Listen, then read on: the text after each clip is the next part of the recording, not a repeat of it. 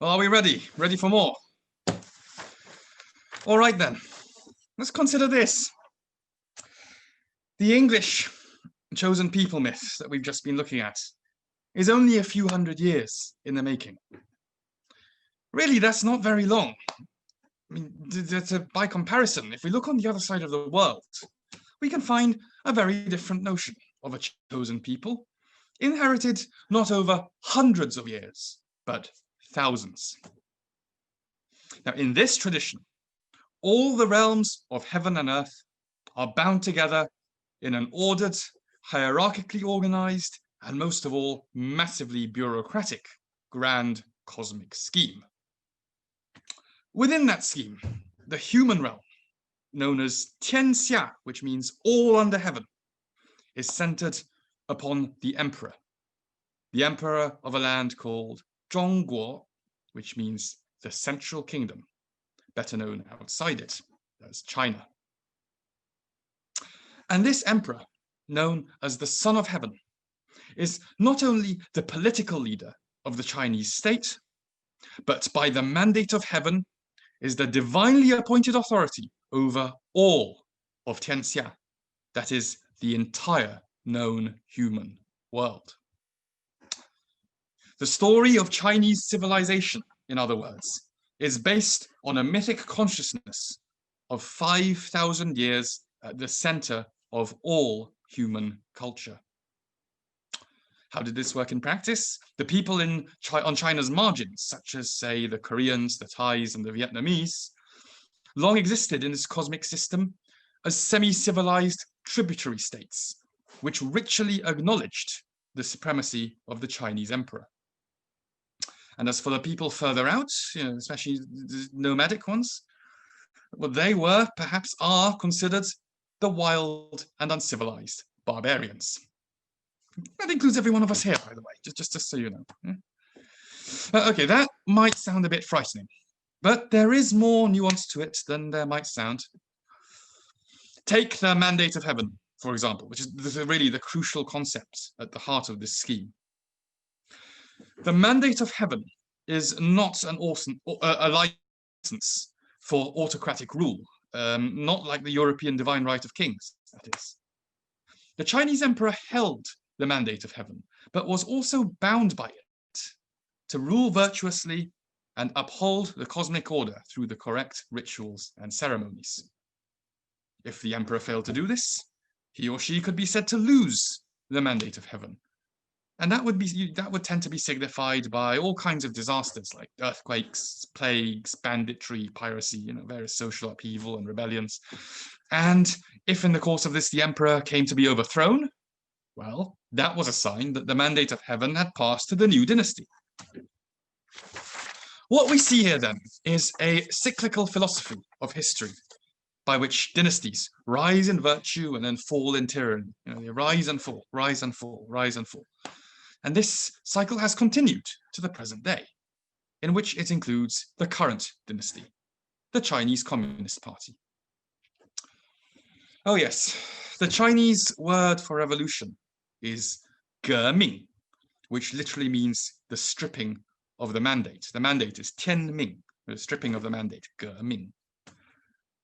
In that vein, perhaps the mandate of heaven can be seen as a mythic effort to constrain the power of the ruler in a similar way to the English Magna Carta mythology or the Irish Brehon law. Alternatively, just like the Magna Carta myth, of course, it can be abused for the self-justification of dominant power.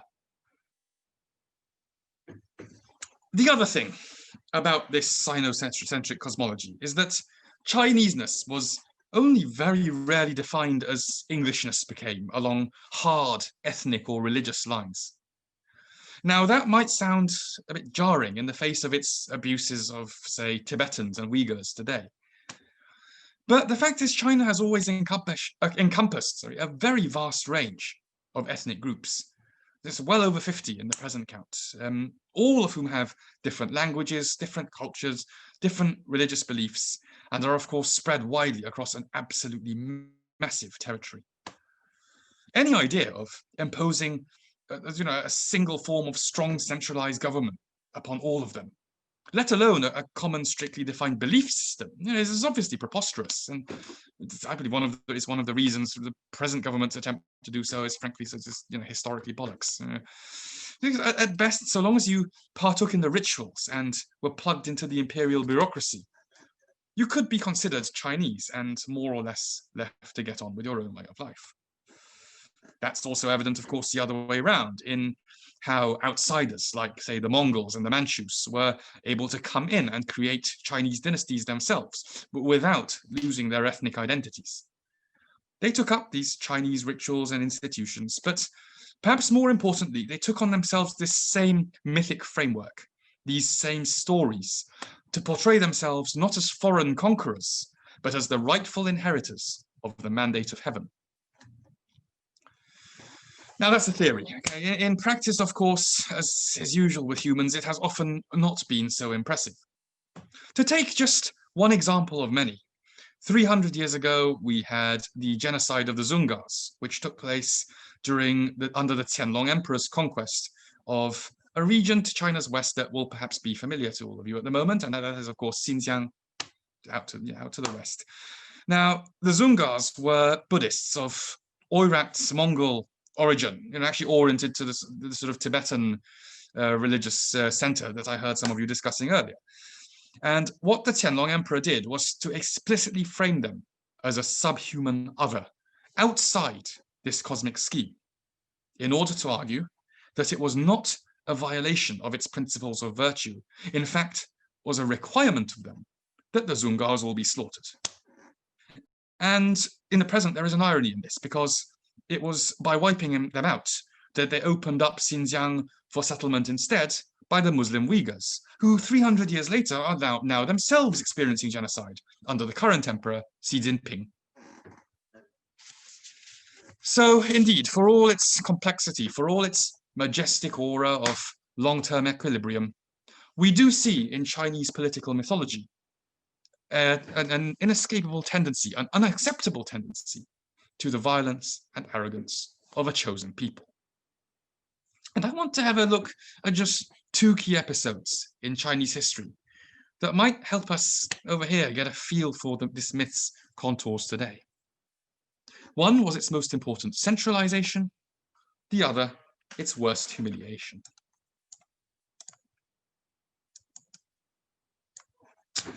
So then, if we go back around 2,500 years to when the ancient Zhou kingdom fell apart, that's in the first millennium BCE by the current reckoning, we find for several centuries in this period, China was fragmented into 7 warring states, which is why this is called the Warring States period. Eventually, in 221 BCE, the outlying state of Tsin, out to China's west, ruthlessly conquered all of the other states and established the first coherent Chinese imperial dynasty, the Tsin dynasty. The Tsin dynasty was led by probably the most important politician in human history, who most people call the Emperor Qin Shi Huang, but I call him by his personal name, Ying Zheng, because as far as I'm concerned, he's even worse than Henry VIII. I'm not going to recognize the right of people like that to rule anybody under any circumstance. It's ridiculous. Totally ridiculous. Okay, you probably know about this man, actually, even if you don't, because he's the one who created this lot over here to protect his tomb in Xi'an.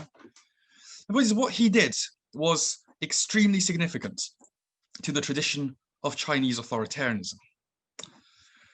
What we need to recognize on this is that authoritarianism is not intrinsic to some Chinese cultural essence. White people in the Magna Carta mold, they seem to like to imagine China as some kind of inherently tyrannical blob, some kind of Mordor looming ominously on the edge of the map. As they do, so they can bask in their own illusion of sort of free and democratic cultural superiority. But in actual fact, Chinese culture is as diverse and as argumentative as any other culture. And this was evident, most of all, in the Warring States period, when this was also a period of nigh legendary intellectual flourishing, what they call the 100 schools of thought. And what this was the emergence of a huge range of philosophies, which argued with each other and each sought to make sense in its own way of a world in such turmoil and to chart a way back to a more harmonious order. This is the period when Kongzi, better known outside China as Confucius, was teaching, as well as the Moists, the early Taoists, even though they weren't actually called that yet. That's important. And people like the mischievous and paradoxical school of names, the Mingjia. And between them, these were an incredibly rich and varied sort of profusion of Chinese thinking, which critically engaged with the world and rigorously critiqued the people in power. But then along came this emperor, and he unified the warring states and built his Tsin dynasty on a quite different philosophy called legalism, 法家. This legalism was born from the minds of scholars traumatized by the violence of the warring states, with obvious parallels to Thomas Hobbes and his horror at the English Civil Wars a lot later, which spawned his famous Leviathan. Now, this legalism, this 法家, it held human nature very similarly as inherently wretched and selfish, and it argued that it had to be controlled through tough, harsh central rule based upon rigorous laws imposed uniformly through harshest punishments, and also through an inscrutable mystique of the ruler. This was the image, the forbidding image, in which the so-called first emperor built his new China, and he did so mercilessly. Famously, and perhaps most importantly in terms of what we're looking at here, he banned all philosophies other than legalism and burnt all of their books, as well as killing a lot of people, in horrible ways. And unsurprisingly, such an oppressive and tyrannical dynasty didn't get very far. The first emperor himself died from mercury poisoning. It's said, ironically, he'd ingested lots of mercury because he thought it would make him immortal. Don't ask. The point is, his successor was ineffective, and the Tsin were overthrown, having lasted only 15 years.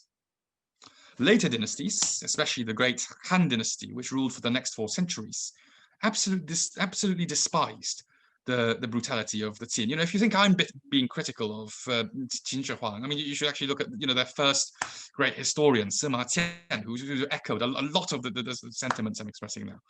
So instead, they focused on the other philosophies instead, like the ways of Confucius or the Tao, and later on Buddhism. But in a sense, the emperor's quest for immortality succeeded. His legalist legacy, the basic impulse of a chosen people, which can only uphold its illusion of chosenness by erasing all alternative ways of thinking, abides to this day. It is this legalist tradition, more than anything out of Marx or Lenin, that Chinese communist authoritarianism draws on today. And then to give, there's a famous anecdote which pretty much sums this up, which is, in the 1950s, when Chairman Mao was accused of behaving like Qin Shi Huang, he answered with pride, "You are wrong. We have surpassed Qin Shi Huang 100-fold."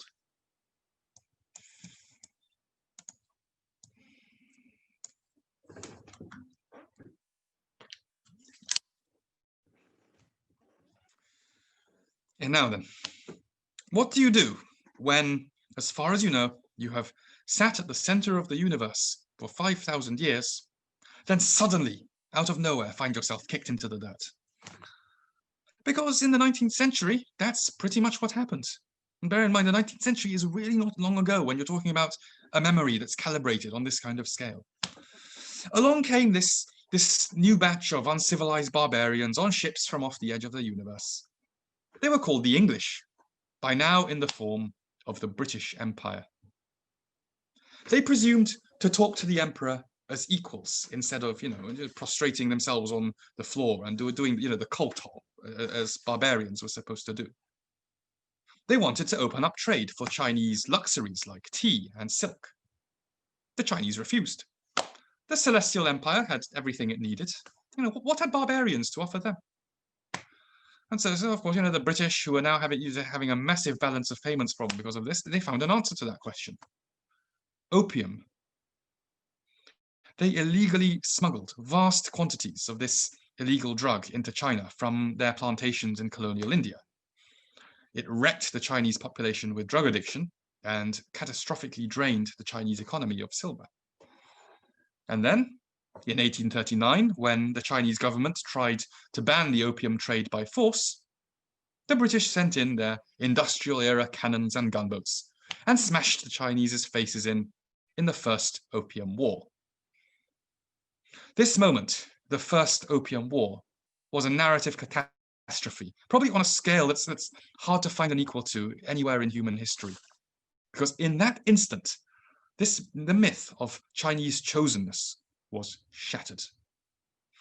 And there followed from there a catastrophic, unstoppable descent, as the British, with other Western powers, hot on their coattails, imposed the unequal treaties on China, then dealt it further distressing defeats, demolished and pillaged its cultural treasures, picked off ever more extortionate trade privileges, legal exemptions, and territorial concessions, most famously Hong Kong, as China crumpled into what it remembers as the 100 Years of Humiliation.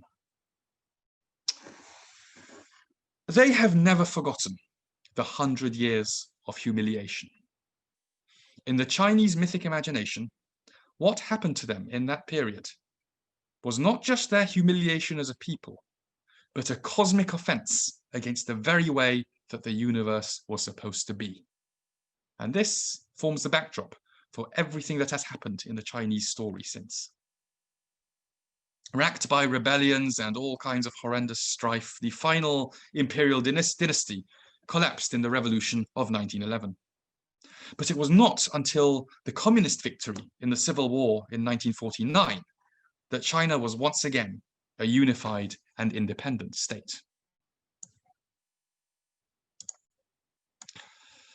And it is in this that the Chinese Communist Party roots its claim to legitimacy today, in its inheritance of the mandate of heaven.